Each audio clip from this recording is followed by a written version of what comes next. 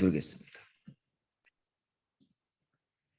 자, 창세기는 성경이라는 모든 성경의 뿌리가 돼요. 그래서 창세기의 내용들이 나중에 굉장히 많이 나오고요. 또 오인시 복음에 대한 얘기, 또 구원에 대한 얘기, 모든 것들이 나오기 때문에 창세기를 아는 것은 굉장히 중요합니다. 창세기가 하나님을 제외한 모든 것의 시작에 대해서 기록하고 있습니다. 다 아시다시피 태초에 하나님이 천지를 창조하시니라 라는 굉장히 선언적으로 시작하죠. 뭐 어떤 구구절절하게 설명하는 것이 아니라 태초에 하나님이 천지를 창조하시니라. 이 주 네 단어만으로 모든 것을 포괄하고 있습니다.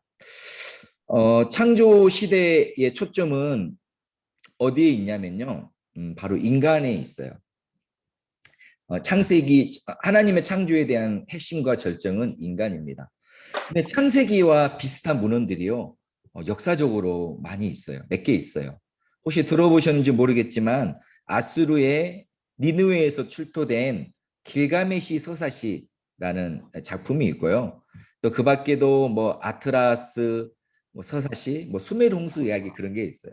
이것이 무엇이냐면 이러한 유사성이 무엇이냐면요. 인류 역사가 시작될 무렵에 대한 어떤 공통된 이해를 가지고 있다라는 증거가 됩니다.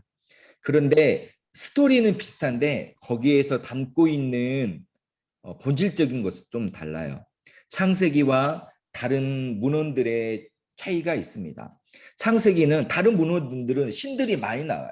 여러 가지 신들, 상위 신, 하위 신들이 나오고 신들끼리 싸우고 다투고 하는 것들이 많이 나오는데 창세기는 유일하게 창세기만 유일하신 하나님에 대한 이야기.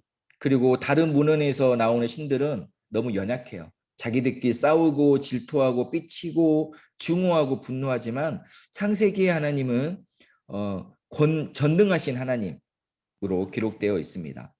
그리고 다른 데서는 인간이 다 뭐라고 할까요? 신들의 놀이, 장난감 아니면 신들을 먹이고 살리는 존재로 그려지지만 창세기의 하나님은 창세기에서 인간은 어떤 부수적인 존재가 아니라 아주 중요한 존재입니다.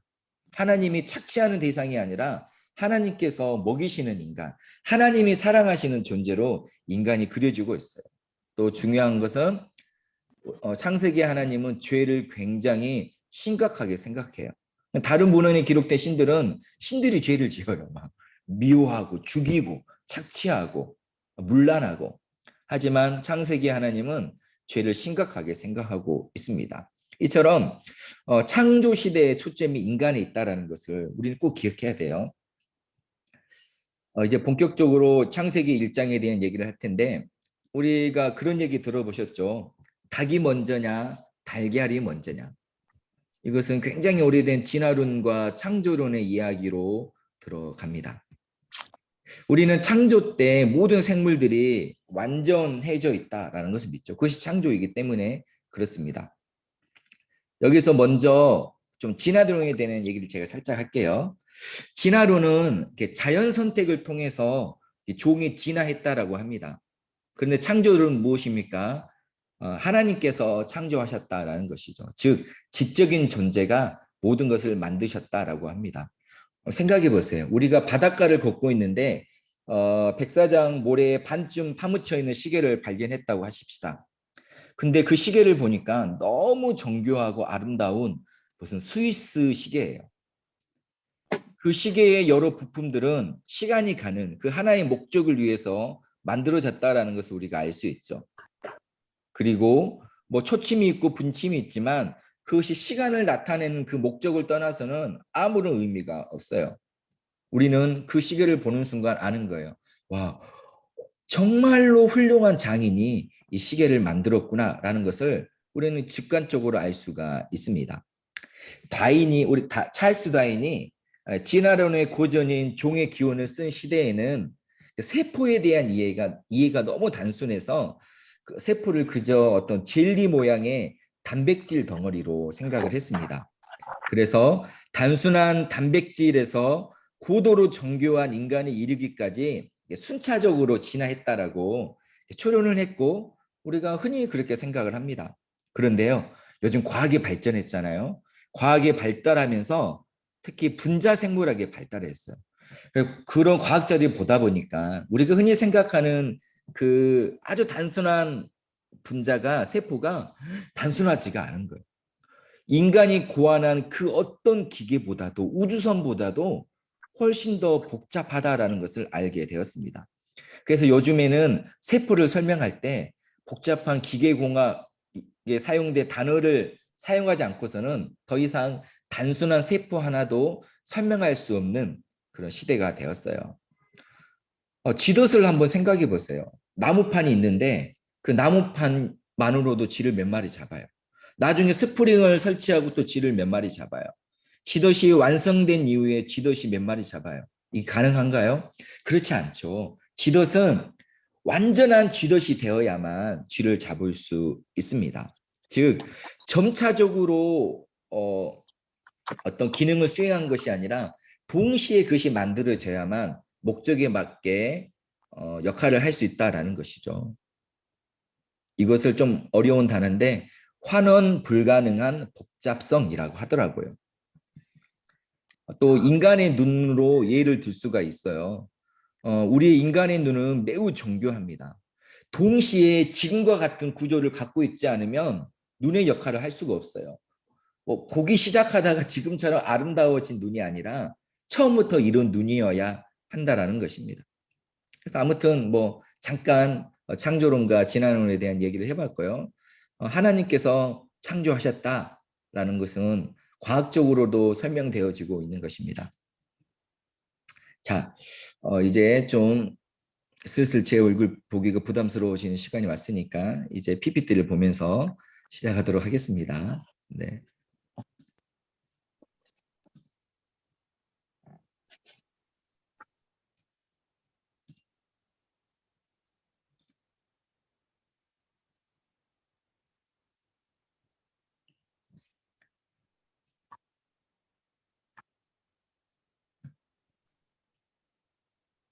네, 잘 됐습니다.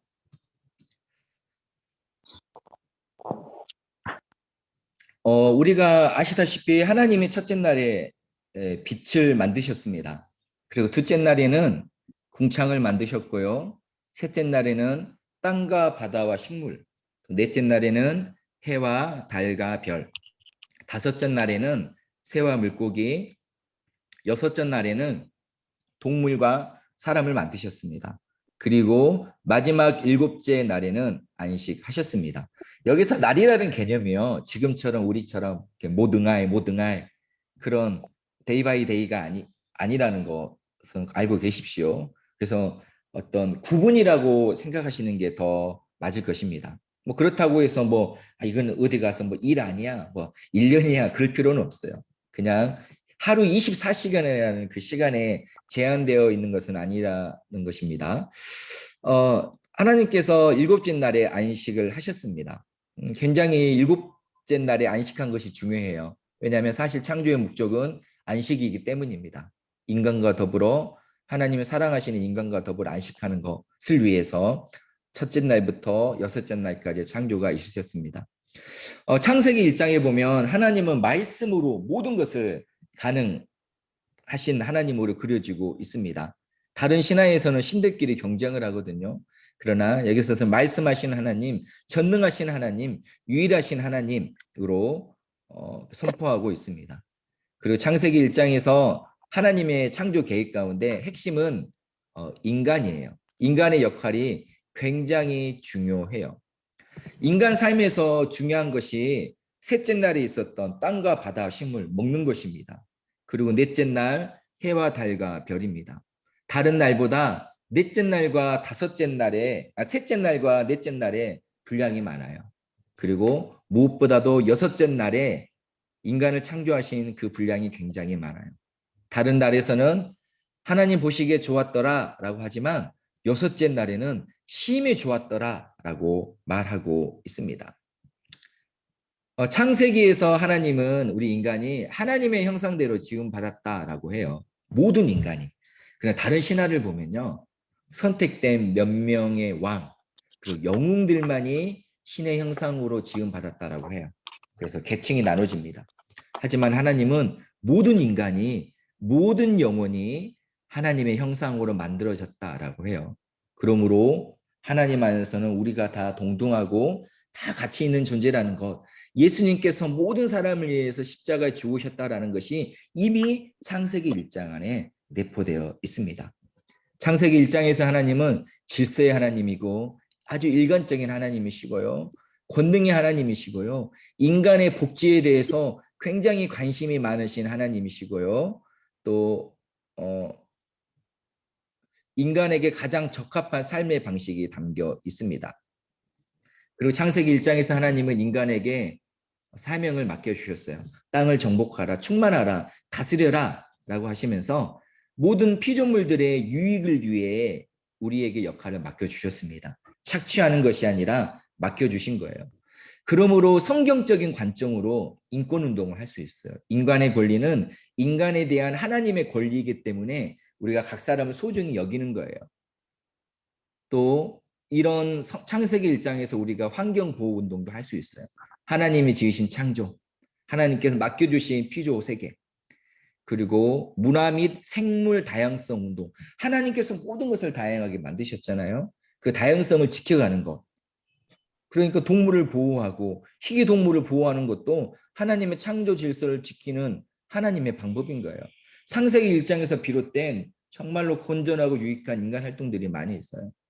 우리가 같은 인권 운동을 하더라도 어떤 사람들은 자신들의 어떤 인본주의적인 것으로 하지만 또 우리는 이런 하나님의 관점으로 하는 것이죠. 때로는 생명을 보호하는 것에 동역을 해야 되겠죠. 그러나 관점은 얼마든지 하나님의 창조로부터 시작해서 할 수 있다는 것이고 우리가 해야 되는 것입니다. 제가 조금 어려운 얘기를 하고 있는데요.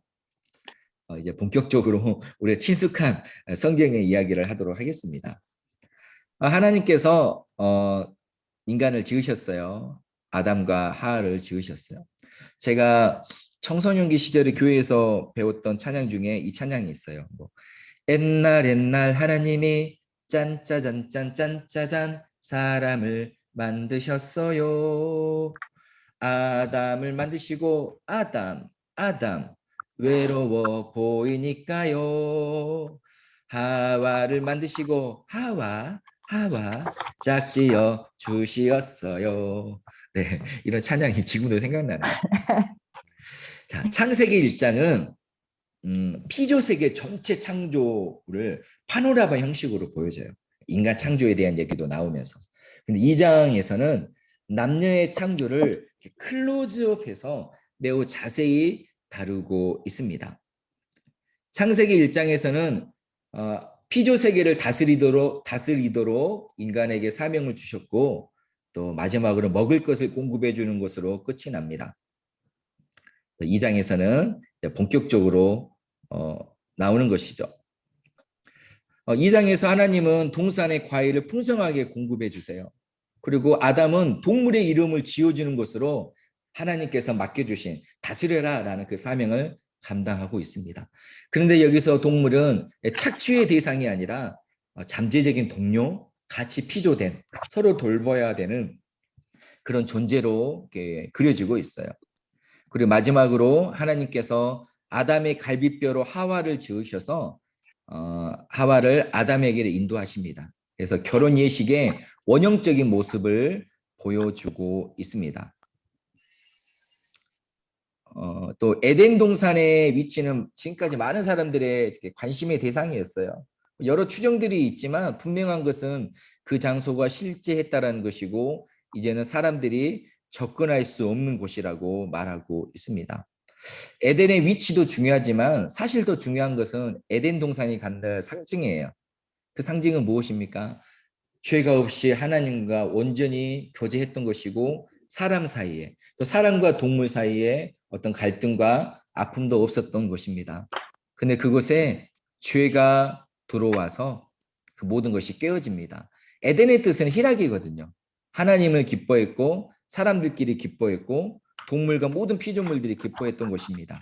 그래서 하나님이 임하시는 성소 예루살렘의 성전을 묘사할 때도 이 에덴의 이미지가 많이 사용되었어요. 그런데 어떻습니까? 그곳에 죄가 들어옵니다. 죄가 있기 전에 하나님의 말씀이 하나 있었어요. 우리가 잘 아는 선악과 이야기입니다.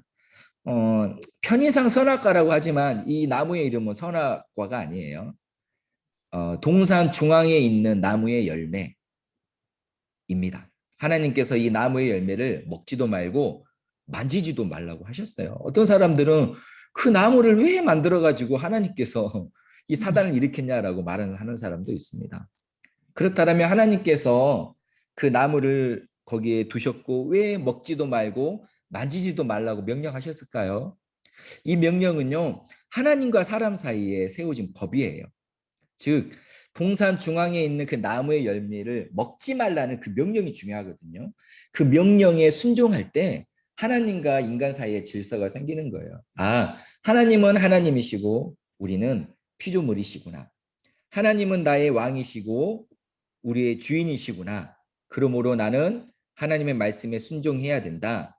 그러므로 나는 하나님을 듣고 따라야 된다. 하나님은 우리를 지키시고 보호하시는 분이시다. 라는 것입니다. 인간 스스로 하나님을 하나님으로 고백할 수 있도록 또 자기의 의지를 가지고 하나님께 순종하도록 하시기 위해 명령을 주셨던 거예요. 왜요? 그것이 바로 인격적인 사랑이고 진정한 사랑의 사귐이기 때문에 그렇습니다. 하나님이 우리를 하나님의 형상으로 지으셨잖아요. 인격적으로. 기계적으로 버튼을 누르면 하나님 사랑합니다. 하나님 최고입니다. 라는 로봇가 아니라 인격적으로 사랑하기 위해서 의지를 주셨고 의지 가운데 순종할 수 있도록 먹지 말라는 명령을 주셨습니다. 그런데 사단이 하와를 유혹해요. 그거 먹어도 안 죽을 거야. 그거 먹으면 눈이 밝아져서 너도 하나님처럼 된다. 하나님은 있잖아. 너희가 하나님처럼 될까 봐 그게 싫어서 먹지 못하게 한 거야. 그러니 먹어봐 라고 유혹을 했어요. 하고 보니까 먹은 죽도 하고 보암 죽도 합니다. 그래서 그 유혹에 넘어가서 먹었죠. 하나님처럼 되고 싶다라는 교만, 하나님을 닮고 싶은 동경이나 열망이 아니라 그래? 나도 하나님과 견줄 수 있지 않을까라는 그런 교만에서 하나님의 말씀을 불순종했습니다. 하와가 먼저 먹고 아담에게 주었죠. 그러자 그들의 눈이 밝아져서 하나님처럼 된 것이 아니라 자신의 부끄러움을 보게 되었습니다. 중세 때만 해도요. 굉장히 아픈 일인데 가슴 아픈 일인데요. 이 땅의 죄의 원인이 여자에게 있다라고 했어요. 하와가 그걸 먹어가지고 또 아담을 먹게 해가지고 죄를 지었다. 그래서 여성을 굉장히 비하했던 원인이 되었어요. 여자에게는 영혼도 없다라고 했을 정도예요. 그런 무지한 시대도 있었습니다. 그런데 둘 다 잘못이었죠. 그래서 부끄러워서 이들이 하나님의 얼굴을 피해 숨어요. 근데 하나님이 그들을 찾아오십니다. 그때 아담은 뭐라고 합니까? 하와 핑계를 대요. 하와가 줘서 먹었다. 그리고 하나님 핑계까지 대요. 하나님이 지으셔서 내게 보내신 하와 때문에, 하나님 때문이라고 비난을 합니다. 또 하와는 뱀을 핑계를 대죠. 이미 죄가 들어와서 서로 사랑하고 기뻐하는 관계가 깨져서 비난하고 핑계대는 그런 상황들을 우리가 볼 수 있습니다. 이미 희락이 깨어져 버렸어요. 하나님과의 교제가 깨어져 버렸습니다. 그런데 놀랍게도 깨어진 그 순간 동시에 하나님의 사랑과 용서가 시작돼요. 왜요? 죄가 가득한 아담과 하와를 하나님이 쫓아버리시거나 죽이면 되는데 하나님이 그들을 찾아오셔요. 그들을 쫓아내지 않으셔요. 그리고 복음을 선포합니다. 내가 너로 여자와 원수가 되게 하고 너의 후손도 여자의 후손과 원수가 되게 하리니 여자의 후손은 내 머리를 상하게 할 것이요 너는 그의 발꿈치를 상하게 할 것이다. 영화 라이언 일병 구하기처럼 구원 프로젝트가 시작돼요. 그러나 아담과 하와 더 나아가서 인류는 그 죄의 대가를 치러야 했습니다. 아담과 하와는 우발적으로 실수로 죄를 지은 게 아니에요.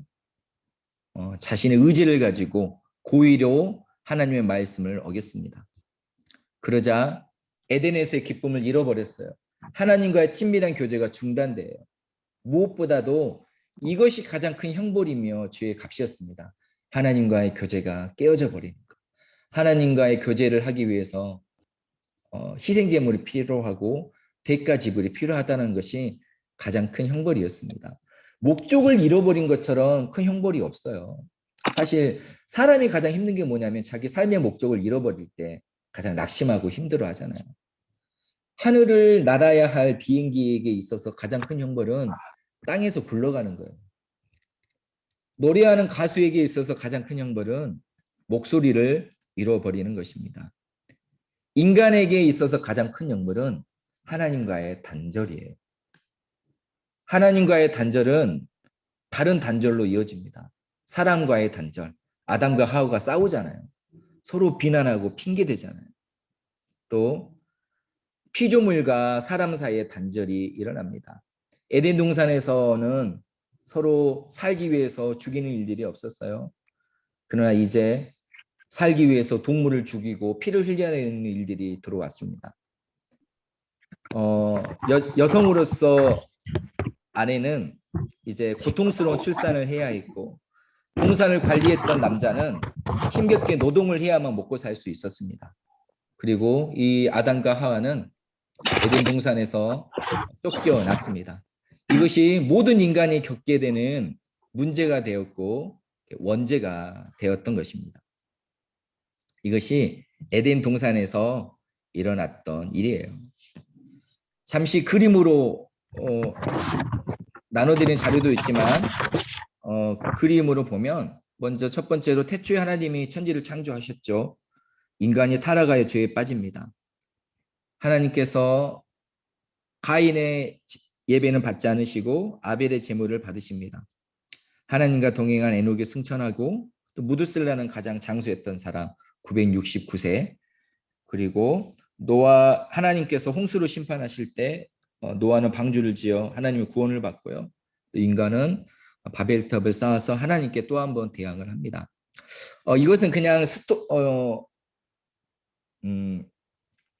창세기 초반에 나오는 이야기지만 이것을 관통하는 주제가 있어요. 무엇이냐면 하나님의 길과 사람의 길. 사람은 늘 하나님을 대항하여 죄를 짓지만 하나님은 그 속에서 구원을 이루신다라는 것이 창세기의 핵심 주제입니다. 자, 아담과 하와가 에덴 동산에서 쫓겨난 이후에 두 아들을 낳아요. 그것이 바로 가인과 아벨입니다. 아담과 하와는 하나님을 예배해요. 제사를 드렸습니다. 그래서 가인과 아벨도 이제 그 보고 자란 모태 신앙이잖아요, 두 사람이. 그래서 본인들도 하나님을 예배하는데 여기에 두 사람의 길이 달라집니다.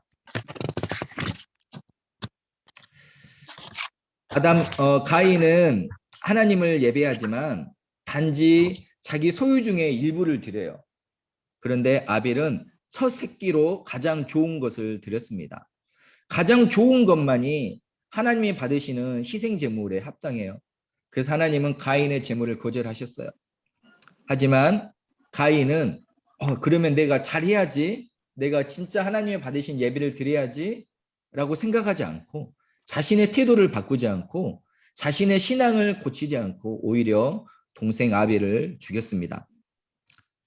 가인은 인류 최초의 살인을 저질렀습니다.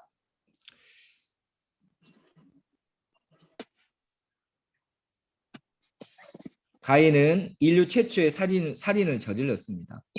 하나님께서 아벨을 찾으셨을 때 가인이 굉장히 뻔뻔하게 말을 하잖아요. 하나님, 내가 내 아우를 지키는 사람입니까? 그 뒤로 가인은 방황하는 삶을 살게 되었습니다. 이런 일들이 지금도 굉장히 많이 일어나잖아요. 자꾸 다른 사람을 깎아내리는 사람들이 있죠. 동기는 많겠지만 근본적인 이유 중에 하나가 나를 변화시키려는 노력을 하지 않고 그 사람을 깎아내려서 같아지거나 자기 우위에 서려는 것입니다. 누군가 나의 잘못에 대해 지적하거나 조언을 건네면 자신의 잘못을 돌아보기보다는 오히려 그 사람의 잘못을 지적하면서 문제를 희석시켜 버립니다. 가인의 길인 것이죠. 이처럼 인간은 사람의 길과 하나님의 길을 따라가는 것들이 있습니다. 인간의 길은 사망을 향해 가는 길이고 하나님의 길은 사망에서 생명으로 이끄는 길입니다. 인간의 길은 성공한 것처럼 보여요. 가인이 성공한 것처럼 보이잖아요. 경쟁자가 없어요. 아벨을 죽여버렸으니까 자기밖에 없습니다. 그리고 가인은 나름대로 자기의 세력을 이끌며 살아갑니다. 그러나 인간의 방법은 아무리 성공한 것처럼 보여도 망하는 것이에요. 하나님의 방법은 처음에는 미약해 보여도 이기는 길이에요. 아벨은 죽었어요. 굉장히 미약하고 끝나버린 것 같지만 그러나 아벨의 길은 계속 이어져요. 이렇게 최초의 희생제물이 있었지만 하나님의 방법과 사람의 방법이 나옵니다. 그리고 그것은 지금까지도 계속 이어져 내려오고 있습니다.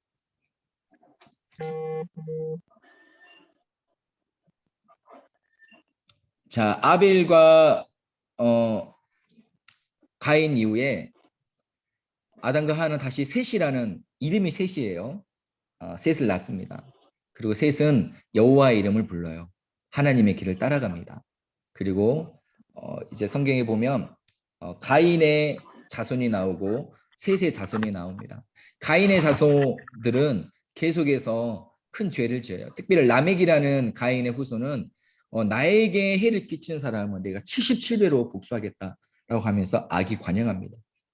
그러나 셋의 후손들은 노아에게까지 이어집니다. 노아 시대가 되었을 때 인간이 굉장히 사악해져요.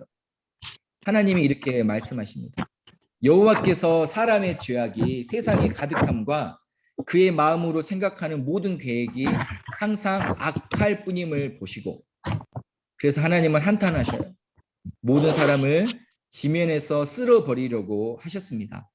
그런데 노아가 하나님께 은혜를 입어요. 왜요? 하나님이 노아를 편애하셨을까요? 성경에는 그렇게 말하지 않아요. 하나님께서 노아를 편애한 것이 아니라 노아가 의인이고 당대의 완전한 자이기 때문입니다. 노아는 하나님과 동행을 했습니다. 그래서 하나님께서 노아에게 방주를 지으라고 명령을 하셨죠.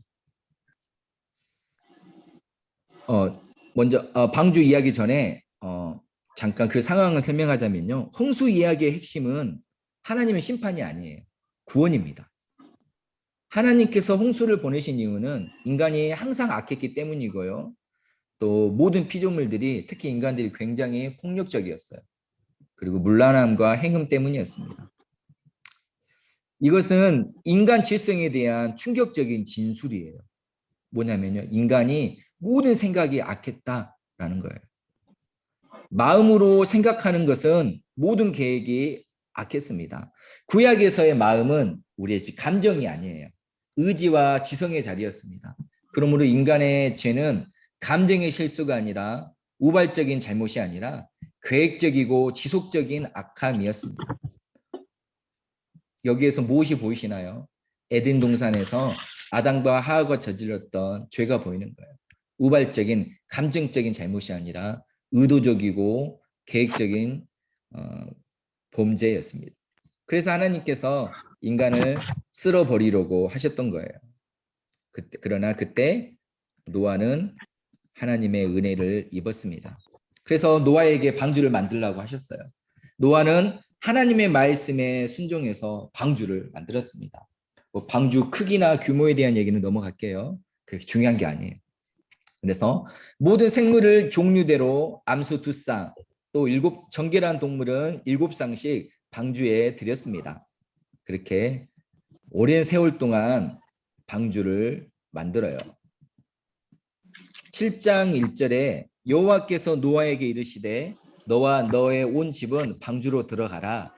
이 세대에서 네가 내 앞에 의롭다는 것을 내가 보았다라고 말씀하셔요.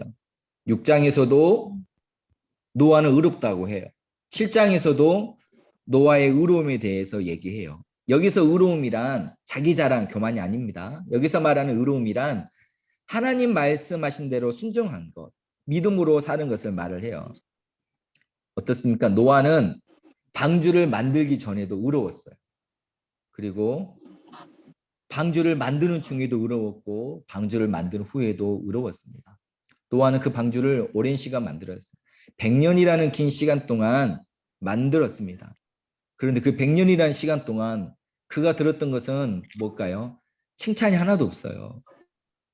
그 긴 세월 동안 조롱당했고 미움당했고 박해받았습니다.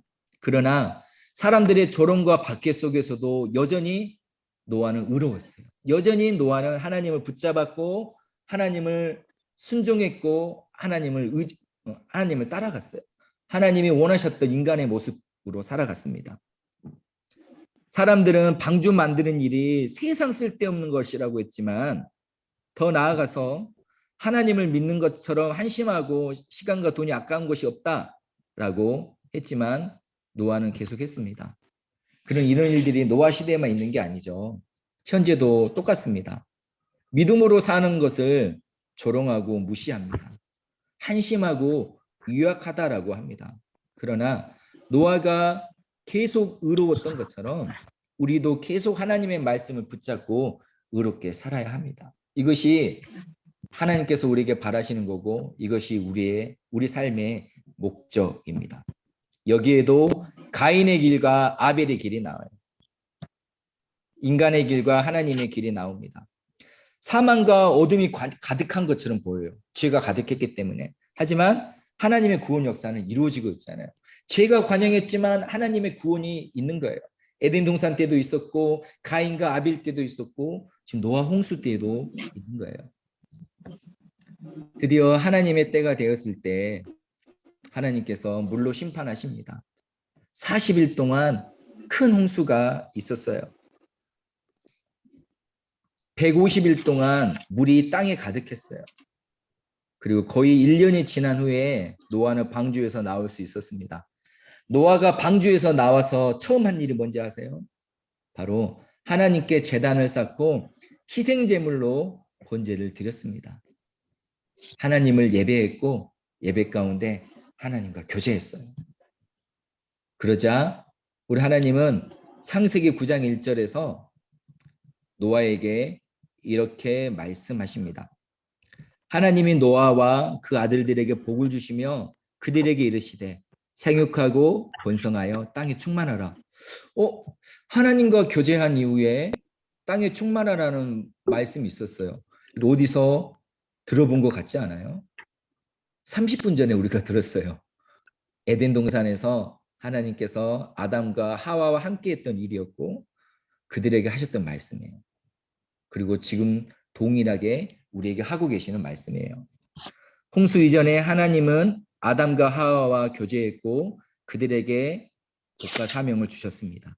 홍수 이후에 하나님은 노아와 교제했고 그들에게 사명을 주셨어요. 지금 2021년에 하나님은 우리와 교제하기 원하시고 우리도 하나님과 교제하고 있고 동일한 사명을 우리에게 주고 계십니다. 그러나 그들은 죄를 지어 타락했어요. 아담과 하와는 죄를 지었고 노아 역시 그렇게 되었습니다. 창세기 9장 20절에서 27절에 보면 노아는 포도를 심어 포도주를 만들어 마셨고 그만 포도주에 취해서 실수를 해요. 하의를 벗고 있었죠. 그 노아의 실수와 허물을 누가 봤냐면 둘째 아들 함이 봐요. 노아의 세 아들이 셈과 함과 야벳이 있는데 함이 봐요. 근데 그 함이 그것을 감추지 않아요. 당시에는 그것을 감춰주는 것이 올바른 것이었어요. 근데 함은 그것을 함구하지 않고 자신의 형들한테 말해요. 형하고 동생한테 동생 내가 봤어. 우리 아버지의 실수를 봤어. 그러자 그 셈과 야벳이 뒷걸음쳐서 들어가죠. 안 보기 위해서. 그래서 옷으로 가려서 아버지를 내어와서 아버지를 보호합니다. 그 일 때문에 함의 아들 가나안이 저주를 받아요. 그래서 이스라엘은 셈의 후손이거든요. 함의 자손과의 관계가 좋지 않습니다. 아브라함과 이스라엘은 셈의 자손입니다. 그리고 이스라엘을 오랫동안 괴롭혔던 어떤 애굽, 아수르, 바벨론은 함의 자손입니다. 특히 가나안 자손은 이스라엘이 꼭 없애거나 멀리해야 했던 종족이 되었죠. 자, 여기에도 인간의 길, 하나님의 길이 있습니다. 인간의 길은 함과 가나안의 길입니다. 그렇죠. 죄의 길을 걸어가는 거예요. 가인의 시대, 노아 시대의 사람들, 함과 가나안으로 계속 이어져 오고 있어요. 가인의 길이, 그 죄의 길이. 그리고 그것이 어디로 이어집니까? 바로 바벨탑 사건으로 이어집니다. 우리가 잘 아는 바벨탑. 하나님께 도달하기 위해서 큰 탑을 쌓은 것이죠. 인간의 길, 죄의 길은 바벨탑으로 이어집니다. 사람들은 모여서 성읍과 탑을 건설했어요. 그래서 탑 꼭대기를 하늘에 닿게 해서 자신들의 이름을 빛내고 온 지면에 흩어짐을 면하고자 했습니다. 이것만 보면 크게 나쁜 것 같지 않잖아요. 그냥 멋있는 건물 지어서 모여 사는 게 나쁜 거 아니잖아요. 랜드마크 지어가지고 문명을 이루는 게 뭐가 나쁜 것이겠어요. 근데 자, 보겠습니다. 아담과 하와가 선악을 알게 하는 열매를 먹은 이유가 무엇인가요? 그냥 배고파서가 아니에요. 그것을 먹으면 눈이 밝아져 하나님과 같이 될 것이라고 생각했기 때문입니다. 아니, 그렇게 유혹하는 사단의 속임에 넘어갔기 때문이에요. 즉, 모든 죄의 근원이자 뿌리인 교만 때문에 하나님처럼 되겠다, 하나님과 같아지겠다 라는 그 교만 때문에 선악을 알게 하는 열매를 먹었습니다. 자, 바벨탑도 똑같습니다. 하늘에 닿게 하여 이름을 내자, 빛내자라고 했어요. 바벨의 뜻이 무엇이냐면요, 하늘로 통하는 관문이에요. 즉 하나님의 힘과 노력으로, 아니 자신들의 힘과 노력으로 하나님께 닿겠다. 하나님의 은혜와 도움 없이, 하나님을 의지하는 것 없이 우리가 하나님처럼 되겠다. 하나님께서 우리를 이끌어 주지 않아도, 하나님께서 우리를 은혜 주지 않아도 우리가 하늘의 문을 열고 들어가겠다라는 뜻이었어요. 즉 이건 역시 교만입니다. 계속 나오고 있는 인간의 길, 죄의 길인 것이죠. 사람들은 하나님께 닿으려고 바벨탑을 쌓았어요. 성경에 보니까 하나님께서 그 탑을 보려고 내려오셔야 했을 정도로 그 탑은 보잘것없었습니다. 이것은 물론 문학적인 표현이에요. 하나님은 그 보기 이후에 내려오실 필요가 없어요. 다 아시지만 그 표현이에요. 그렇게 아무리 사람이 노력을 해서 하나님께 닿으려고 했지만 하나님 보시기에는 너무나도 작고 미약한 거예요. 인간의 노력과 도발은 아무것도 아닙니다. 인류는 자기 힘으로 하늘에 닿을 수 없고 하나님의 심판 아래 있다는 것을 다시 증명할 뿐입니다. 어떻습니까? 다시 교만과 죄로 가득합니다. 우리 하나님은 지면에 홍수를 내리셨듯이 언어의 홍수를 내려서 그 언어를 혼잡하게 했습니다. 그래서 오늘날 우리가 영어 못해서 베트남어 못해서 이고생을 하고 있는 것 아니겠습니까? 또 바벨탑에 대한 심판을 이렇게 설명하신 분도 있더라고요. 하나님께서 홍수로 인간을 심판하신 이후에 다시는 물로 너희를 심판하지 않겠다라고 말씀하셨어요. 근데 이 사람들이 역시 죄의 길, 인간의 길을 걸어가는 사람들이 하나님을 믿지 않아요. 또 하나님은 우리를 홍수로 심판하실 거야. 그럴지도 몰라. 홍수로부터 살아나는 방법은 무엇입니까? 높은 곳에 올라가는 거잖아요.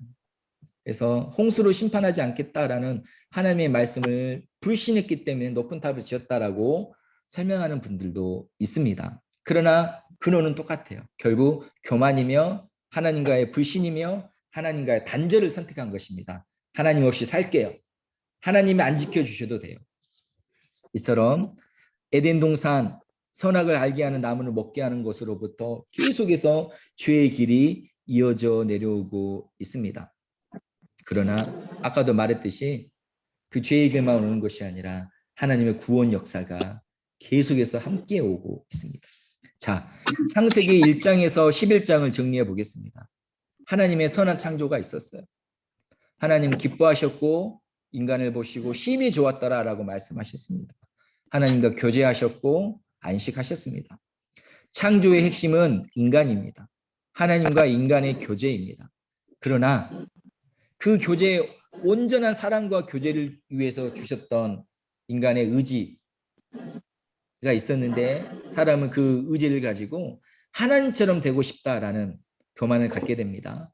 그 교만으로 인해 타락하였고 죄가 들어왔습니다. 그리고 그러나 죄가 들어온 순간 하나님은 곧바로 구원의 길을 여셨습니다.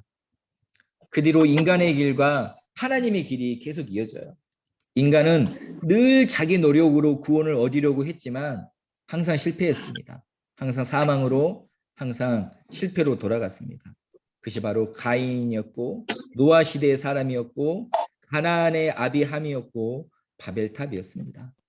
그러나 그 속에서 하나님은 구원의 길을 여셨고 하나님의 길로 인도하셨습니다. 인간의 길을 따라가는 사람은 사망에 이르지만 하나님의 길을 따라가는 사람은 구원에 이릅니다.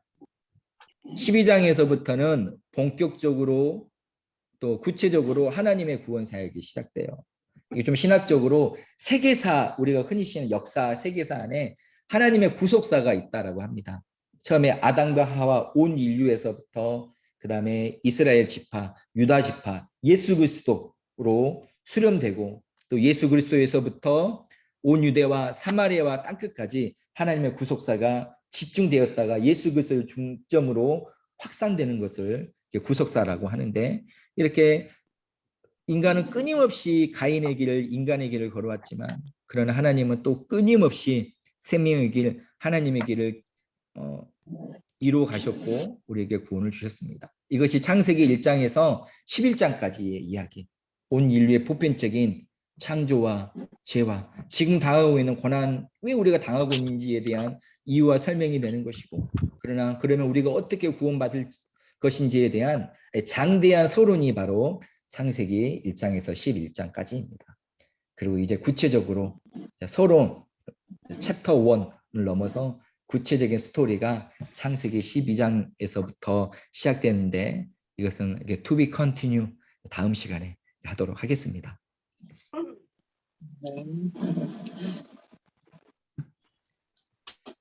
아이고, 좀 하다 보니까 좀 어렵지 않으셨는지 모르겠어요. 저도 이렇게 하다 보니까 막 욕심이 생겨가지고 막 자료를 막 찾아봐요. 좀 어려운 얘기도 있고 막 그렇습니다.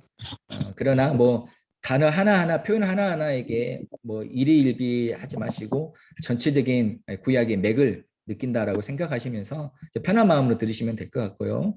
혹시라도 궁금한 것이나 잘 모르는 부분들이 있다면 언제든지 개인적으로 여쭤봐 주시면 제가 아는 것들은 알려드리고, 모르는 것은 또 찾아서 알려드리고, 진짜 모르는 것은 하나님께 기도하고 이렇게 하시면 되겠습니다. 네, 그러면 오늘은 이렇게 마치도록 하겠고요. 또 오늘 저녁에 또 예배 있으니까 예배 때 뵙고. 서린이라는 분 접속 안 하신 거예요? 아니요, 김서린 집사님 하셨어요. 우리 얼굴이 안 보여서. 얼굴을 안 보이게 할 수 있으니까 하신 것 같은데. 네, 우리 얼굴 한번 보여주세요. 지호 안 돼요. 안 돼요? 지금 아직 화장 안 하셨을 수 있으니까 목소리 이렇게. 들려주셔서 고마워요. 네, 우리 인권 보호 차원에서, 우리 성경적으로 인권 보호 차원에서 다음에 보도록 하겠습니다. 네, 그러면 다 같이 인사하겠습니다. 감사합니다. 사랑합니다. 수고하셨습니다. 네.